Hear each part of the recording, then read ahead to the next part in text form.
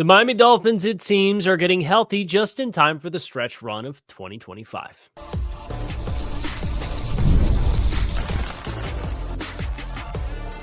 You are Locked On Dolphins, your daily Miami Dolphins podcast, part of the Locked On Podcast Network, your team every day.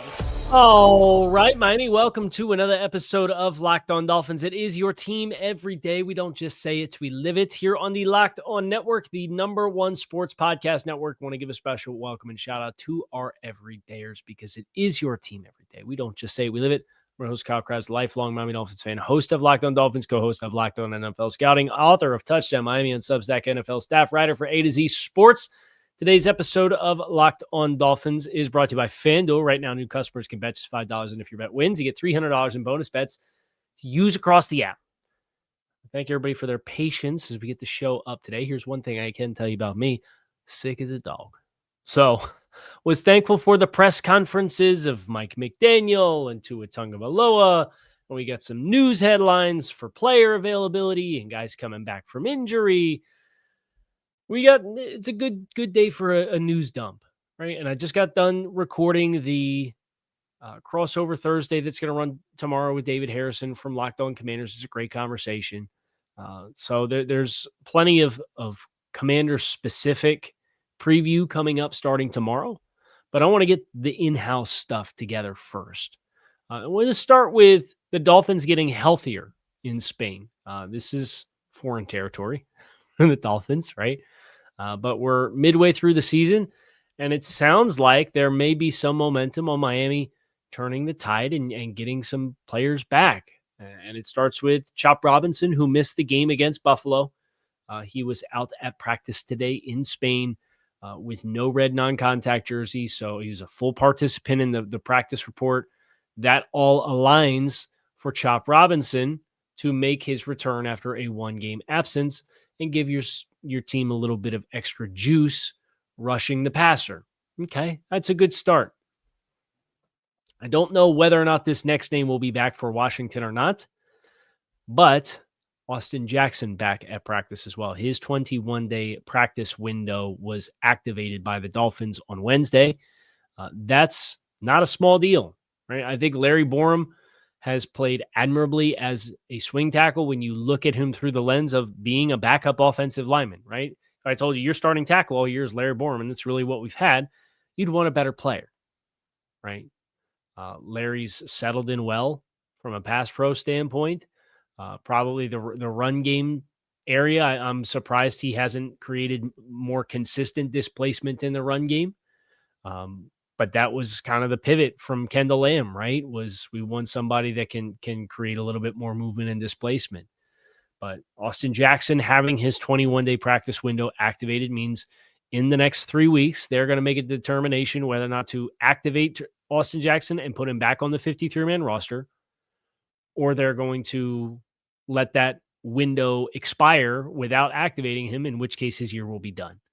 Now, knowing how Mike McDaniel and the Dolphins operate, it's probably safe to assume that Austin's not going to play this Sunday against Washington. And then after that is the bye, right? So you have a pretty big ramp up period here. If you practice this week and then you have the bye week the week after, and maybe they will activate Austin Jackson and play him on Sunday against the Commanders. But what I know is that usually, and this includes Jason Marshall, who just came off IR, last week, or made his return to the lineup last week after being activated the week prior.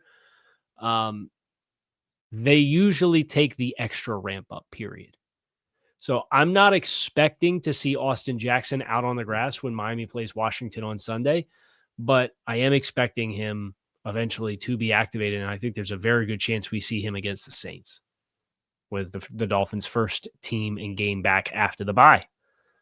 So if I had to pick one, I selfishly would have wanted to see James Daniels because I think James Daniels moves the needle more relative to the backup player. And that's a testament to the player I think Larry Borom has been, signing here as a utility player and being pressed into being the starting right tackle for effectively the entire season, right? Austin didn't make it out of the week one game against the Colts. I think that playing time will be helpful. Larry's a guy, if they maintain their scheme, whether that's coaching staff or not, Laird would not be a guy I'd be upset about bringing back. And I know it's the popular thing that Larry Borom's the devil, right? Like Mama from Waterboy says, but I don't see that level of liability. There's been some frustrating issues, when he gets up in a 2-point stance at times for their pass work. He's a little too vertical, and his helmet doesn't break the plane of the center and gets called for illegal formation. I think that's happened twice this year. The execution in the run game, you could tell it's a new scheme for him, but you would have thought this was the worst offensive lineman in football when he was in Chicago. And he has not been that by any means. I think he's been a serviceable, utility, depth offensive lineman who unfortunately has just had to play a lot of football because Austin Jackson got hurt.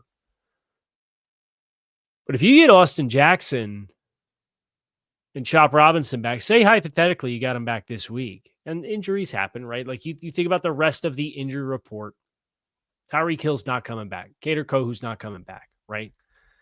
But if I were to look at the roster that the Dolphins have for players that are on IR and eligible to return,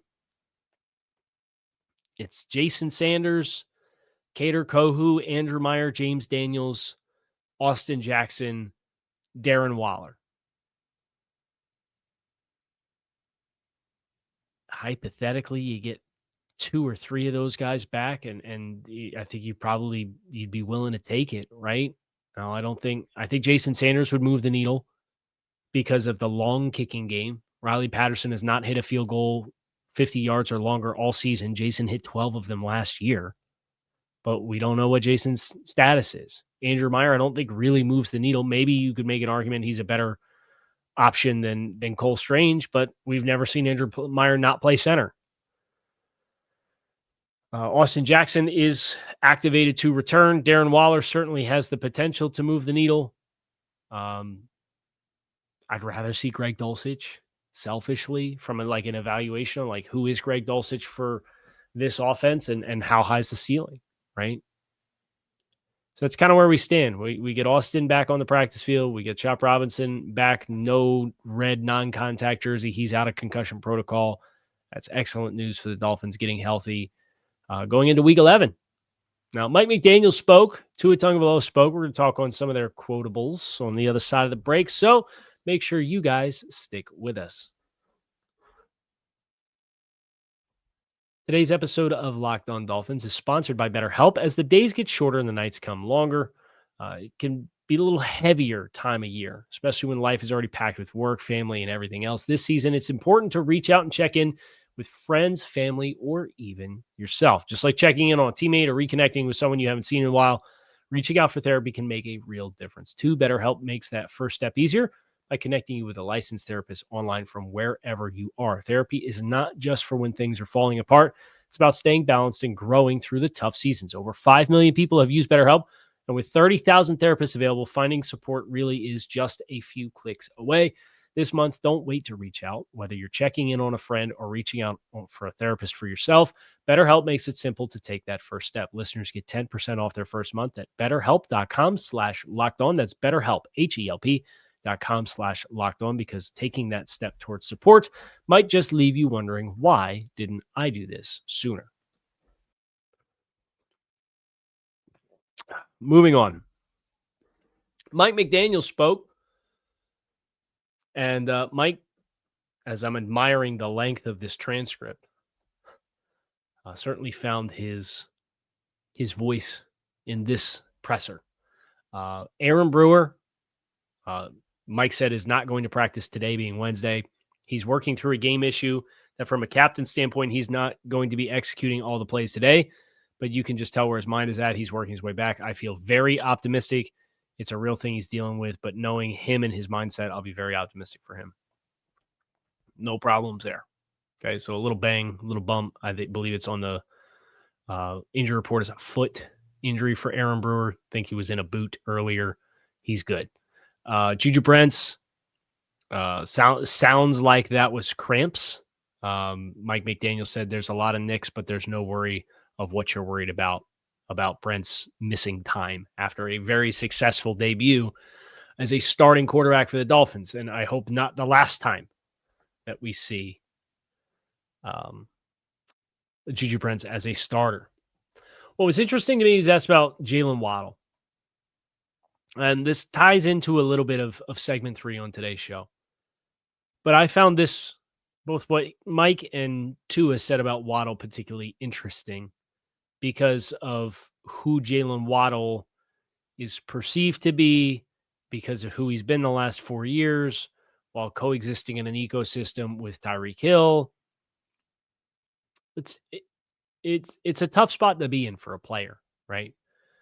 Like, you could know full well I can pour my everything into my offseason, be the best version of myself that I can be. Tyreek Hill's still going to get 170 targets because that's what it's been, right? So we've now seen a sample size of Jaylen Waddle without Tyreek Hill, and Jaylen Waddle magically looks like an exponentially more impactful player and more explosive receiver. And teams are playing the Dolphins differently than what they did when 10 and 17 were on the field together. And some of that, you wonder how much it was a detriment that teams play us a certain way, and we didn't really fully lean into the thing that we would have had to do to take advantage of the overplay that teams were playing us as when we had 10 and 17 on the field, aka super soft, too high shells, run the ball. We didn't really do it, at least not with the consistency that you felt you needed to facilitate and convince teams to get out of it. But Mike was asked about Jaylen Waddle, and here's what he had to say. I think there's something to be said about his high percentage of productive per target. When you're the number one receiver and the team is depending on you to be that, generally your targets come in critical situations, whether it's situational football or moments in the game. In those situations, the team rises or falls based on your execution of what people are depending on you to execute. Waddle has always had the talent to do almost anything on the football field. A lot of receivers have talent. He has extraordinary talent. Playing the position of receiver in the National Football League has a lot more to do with just talent. It's a high-level execution and understanding of timing, understanding the areas of the field, understanding that the responsibilities of players around you so you can appropriately run your route, high-level detail that the pass rush in half a second, if you're off so your quarterback could get sacked, and you could not even have a target. When you're the leading receiver, you're a true number one, there's a lot of weight and expectation and execution, and that's what I've been seeing him deliver on. I reflect on, you go back to some of the mic'd up stuff from 23 and the Hard Knocks stuff with Tua and the shot to Hill against Washington. And then you think about on tape last year, all the times you had two guys standing in the same spot. It certainly seemed like we didn't have guys. Somebody was running the wrong route. And then you think about Tyreek Hill this summer, talking about it was the first time ever he was doing his film study and taking notes. Let that sink in for a minute. And then you contrast that to Jaylen Waddle, who is in the right spot, who is very consistent with his targets and his catch rate. And he is no longer the pop gun, check down underneath, shallow drag receiver who's getting the ball 6 yards downfield. He's back up around 15 yards per catch this year. He's had more explosive plays in the passing game than what Tyreek had his last 20 games here, right? Or you remember we had the whole sob story on Twitter about, oh, poor Tyreek Hill, free Tyreek Hill, hasn't had a 30-yard reception in blah, blah, blah, one full calendar year, yada, yada, yada. Well, Tyreek Hill goes down and magically Jaylen Waddle's getting 30-plus yard receptions and 40-plus yard touchdowns every other week. It's just interesting to me. But mostly interesting through the lens of Jaylen Waddle maturing and seizing the opportunity at hand to be the primary receiver. And that's what Tua had to say. He was asked about Jaylen Waddle and his production as the number one since Tyreek got hurt. I think the leadership role that Waddle has taken on has also been a step forward in his game with the little things like breaking out of the huddle. If it doesn't look the way that he wants off of what he told the receivers, he gets everyone back in the huddle. Okay, we're going to go do this right. I think it's the leadership aspect has taken a big step forward this year. And it's because he hasn't been blockaded and blocked from being that player with the other receiver in the room that carries a ton of gravitational pull, carries a ton of clout, carries a ton of attention, and has accolades that is probably a Hall of Fame player someday. I don't think it's a stretch to say Tyreek Hill is going to be in the Pro Football Hall of Fame at some point. I mean, how many? If he doesn't play another down, Tyreek Hill's got 819 receptions for 11,363 yards and 83 touchdowns. He's a 5-time first-team All-Pro, an 8-time Pro Bowler, was named to the Hall of Fame's All-2010s team, won a Super Bowl in Kansas City. Hey, come on now. That's maybe not a first ballot Hall of Famer because wide receivers they get weird with.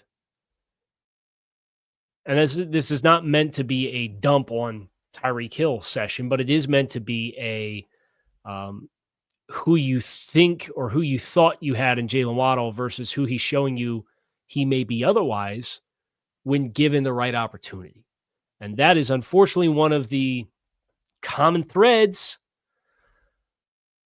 of the last couple years where, we make personnel decisions but as an allocation of talent. And I was saying this is going back to 2024, right? Like you got an allocation, you got a talented roster, but what kind of team do you have? And a lot of the issues that the Dolphins had when Tyreek Hill and Jaylen Waddle were on the field at the same time magically go away when you don't have one of those two players and your young player who's never given you a problem with anything ever, never said anything bad to the media, very much keeps to himself off the field, has had no negative headlines, let alone some of the stuff that Tyreek Hill's had in his ledger, suddenly gets unfettered access to being the man in the wide receiver room and in the passing game for Miami. And he's third in the NFL in yards per route run this year. That's, yards per route run. This came courtesy of Jacob Gibbs. Yards per route run leaders without Tyreek Hill on the field. Jaylen Waddle has the third highest yards per route run. It's almost 3 yards per route run. It's Jackson Smith and Jigba, it's Puka Nacua, and it's Jaylen Waddle. And Waddle at 2.96 yards per route run. Drake London's at 2.5. Amon-Ra St. Brown's at 2.49. CeeDee Lamb's at 2.44. Like, we are talking elite stratosphere here. And to Mike McDaniel's point, Waddle's catch rate on his targets is better than just about everybody in the top 20 in the NFL in receiving leaders. I didn't mean to do Waddle takes over segment in segment 2, but I got myself started. So I'm really eager to see how he continues to build because obviously there's going to be a lot of association with Jaylen Waddle as this team moves forward because you knew it was offered a 1 and a 3 for his services from the Buffalo Bills, and the Dolphins allegedly or apparently told him no. We're not trading you, Jaylen Waddle, Buffalo. Thank God for that. Few outs and ends to finish here on the other side of it. Make sure you guys stick with us. We're going to keep rolling here. When the opening whistle blows on a new repair, get your crew moving forward with Supply House. Order today and see parts on your doorstep tomorrow with over 280,000 plumbing, HVAC, and electrical items for the most trusted brands in the business. Their real-time inventory and honest lead times keep you from punting projects, while their industry-leading customer service always has your blind side covered. If you need parts for a project fast, Supply House has next-day delivery, so you talk about game changer the next day on your doorstep. Their Trademaster perks like priority shipping and dedicated support make the whole process smoother. So join the free Trademaster program today. Score serious perks like priority shipping, lower prices, and a dedicated support line. Visit supplyhouse.com to sign up for free and use promo code SHNFL5 for 5% off your first order. That's supplyhouse.com. Real people, real service. The NBA is back, and there's no better place to get in on the action than FanDuel, the official sports betting partner of the NBA. Even if you miss the start of the game or if you want to ride a hot hand, FanDuel has live bets on everything from who will score next to fourth quarter comebacks. Plus, you can even combine your live bets in a same-game parlay for a shot at bigger payouts. Keeps every game exciting, especially when your team is making that late-game push. Right now, new customers at FanDuel get $300 in bonus bets if your first $5 bet wins. So head to FanDuel.com, sign up, and play your game with FanDuel, the official sports betting partner of the NBA.